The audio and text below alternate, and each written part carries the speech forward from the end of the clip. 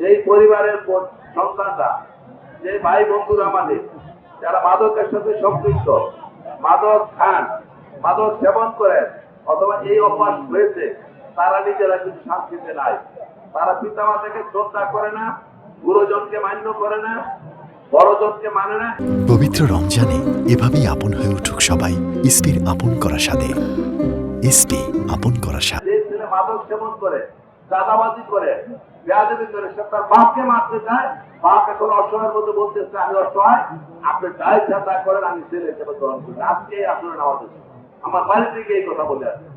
চিন্তা করেন যে কোন পর্যায়ে গেছে। কাজে অভিভাবক যারা আছেন, আপনারা সতর্ক হন, আপনারা শক্ত হন, আপনারা মন কঠোর করেন। কোন সময় এই জাতীয় কোন লোককে প্রশ্রয় দিবেন না, এবং যে জন্য এই কাজ না করে সেই জন্য আপনি অনুরোধ জানাচ্ছি, কঠিন ব্যবস্থা গ্রহণ করা হবে। পরবর্তী সময় কার্যকর কোনো অভিযোগ আমাদের কাছে করতে পারবেন না।